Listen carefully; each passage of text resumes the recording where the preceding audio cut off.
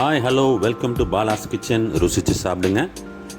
Chicken grill, அப்படி முழு chicken grill order கொடுத்துருந்தாங்க. அதுக்கப்புறம் அது பீஸ் போட்டும் கேட்டிருந்தாங்க. ஸோ முழு சிக்கன் கிரில் பாலாஸ் கிச்சனில் ரெடி ஆகிட்டு இருக்குது. No preservative item, nothing, purely homemade masala எல்லாமே தான். இது பேக்கிங் அவன் எல்லாமே இருக்குது எங்ககிட்ட. இது வந்து ஒன் டே பிஃபோராகவே ஆர்டர் கொடுத்துருந்தோம். ஏன்னா அட்லீஸ்ட் ஒரு 15 ஹவர்ஸாக நல்லா ஊறணும் மசாலா. அப்போ தான் அதோடய டேஸ்ட் நல்லாயிருக்கும். எல்லாத்தையும் ஒரு மாதிரி சப்புன்னு இருக்கும். அடுத்தது பார்த்திங்கன்னா உருண்டை குழம்பு. இது நல்லா இருக்குங்க. உருண்டை குழம்பு மட்டன் குழம்பு மாதிரியே தான் இருக்கும். அதில் லைட்டாக நம்ம கடலப்பருப்பு உருண்டையை போட்டு இது பண்ண வேண்டியது தான். காரச்சாரமான மிளகு ரசம் ரெடி ஆகிட்டு இருக்கு. ஆம்லேட் வந்து நீங்கள் நார்மலாக வெங்காயம் பச்சை மிளகாலாம் போட்டு பண்ணுவீங்க, நார்மலாக எல்லாம் பண்ணுறது தான். பட் வெங்காயத்தை ஒரு வாட்டி வதக்கிட்டு ஆம்லேட் போட்டு பாருங்கள், அதோடய டேஸ்ட்டே தனி. நல்லா பொடியாக கட் பண்ணிவிட்டு ஒரு வாட்டி வதக்கிட்டு அதுக்கப்புறம் ஆம்லேட் போட்டிங்கன்னா அதோடய டேஸ்ட்டே தனி, சூப்பராக இருக்கும் சாப்பிட்றதுக்கு. Kurma, white kurma is ready. Always as I say, we are making only preservative item தான், nothing, no preservative items. இது வந்து பார்த்திங்கன்னா சத்து மாவு கேட்டாங்க ஒருத்தர். கம்பு, சோளம், வெள்ளைச்சோளம், சிவப்பு சோளம், கம்பு, ராகி இதெல்லாம் கலந்து ஒரு கிலோ எல்லாமே ஈக்குவல் குவான்டிட்டியில் ஒரு கிலோ போட்டு இது ஒரு சத்து மாவு மாதிரி கேட்டிருந்தாங்க. இது கூழ் காய்ச்சறதுக்கு செமையாக இருக்குங்க. இதில் கம்பு போட்டாச்சு, ராகி ஏற்கனவே போட்டிருக்கு, சோளம், இது சிவப்பு சோளம்.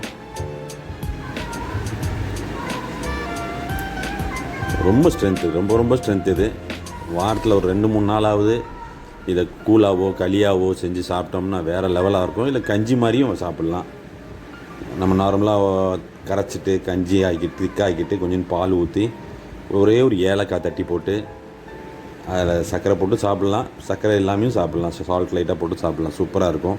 Very healthy one. அதுக்கப்புறம் பார்த்திங்கன்னா இது வந்து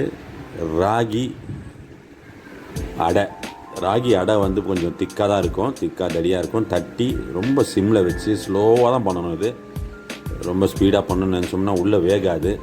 ஸோ ராகி, வெங்காயம், பச்சை மிளகா, கொத்தமல்லி, சீரகம், கொஞ்சம் பூண்டு எல்லாம் பொடியாக நறுக்கி போட்டு, முருங்கைக்கீரை மெயின் இருக்குது. முருங்கைக்கீரை கட்டாயம் போடணும். முருங்கைக்கீரை போட்டால் அதோட ஹைலைட்டே.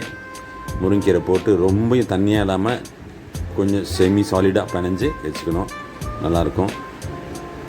அடுத்தது ரெடி ஆகிட்டு இருக்கிறது வந்து chicken biryani is getting ready.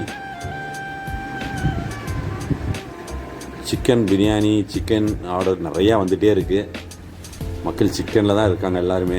Fish நிறையா சாப்பிட்லாம், ரொம்ப நல்லது. நானே சொல்கிறேன்னு நினைக்காதீங்க, சீரியஸாகவே தாங்க. Then chicken, fish is more important. ரொம்ப நல்லது சிக்கன் சாப்பிட்றது, ஃபிஷ் சாப்பிட்றது. நீங்கள் வாரத்தில் ஒரு நாள் சிக்கன் சாப்பிட்டா போதும், மற்ற நாள் டெய்லி கூட ஃபிஷ் சாப்பிட்லாம்.